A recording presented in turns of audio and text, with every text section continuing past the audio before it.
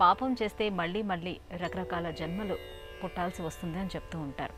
అయితే ఎటువంటి పాపం చేస్తే ఎటువంటి జన్మ ఎత్తే అవకాశం ఉంటుందని ఆర్షధర్మం మనకు తెలియజేస్తుంది. చాలా మంచి ప్రశ్నమ్మ. మనం అవశ్యం అనుభోక్తవ్యం కృతం కర్మ శుభాశుభం. చేసిన ఫలితాన్ని అనుభవింపక తప్పదు. ఎవరి చెమటో ఎవరి రక్తమో మనను వచ్చి రక్షించదు. అలా ఎవరైనా చెబుతున్నారు అంటే మనను వాళ్ళు తప్పుడు మార్గంలో తీసుకెళ్తున్నారన్నది మనం గుర్తించాల్సిన సత్యం.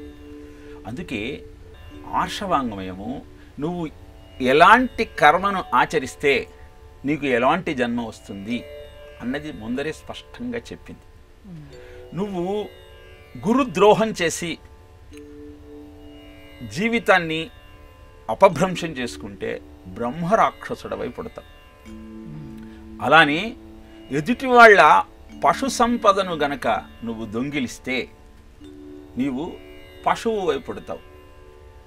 ఎదుటివాడి దగ్గరున్న పండును పత్రాన్ని హరిస్తే కోతి వై పుడతావు. ఎదుటి వాళ్ళ ఇంట్లో అన్నాన్ని దొంగిలిస్తే మిడత వై పుడతావు. నీవు నీ భార్య పక్కన ఉండి ఇంకొక స్త్రీ గురించి ఆలోచిస్తే గోడ మీద బల్లివై పుడతావు. అలానే ధనాన్ని సముపార్జన చేస్తూ ధన్యతనిచ్చేది ధనం.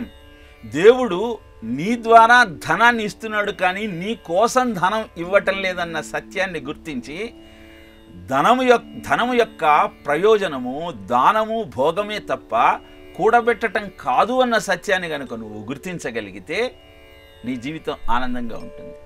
లేక కేవలము ధనాన్ని కూడబెట్టుకుంటూ దానం చెయ్యక భోగించక ఎదుటివాడికి ఇవ్వక అలానే నీ దగ్గర పెట్టుకుంటే వచ్చే జన్మ తల పగిలి చావాల్సిన జన్మ, అంటే పాము జన్మ వస్తుంది.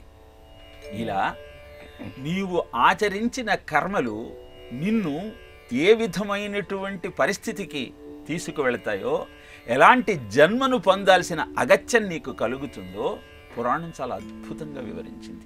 అందుకే పురాణం అంటే అర్థమే పురార్థం నవం కరోతీతి పురాణం అని. అంటే ప్రాచీన విజ్ఞానాన్ని ఆధారంగా చేసుకొని ఆధునిక జీవితాన్ని ఎలా సంస్కరించుకోవచ్చు అని తెలియచెప్పటమే పురాణం యొక్క లక్షణం.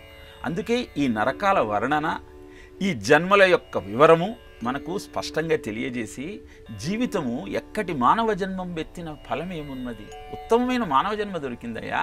84 లక్షల జీవరాశులలో సాధన ద్వారా పరమాత్ముణ్ణి చేరుకోగలిగిన ఒకే ఒక కారణ జన్మ మానవ జన్మ.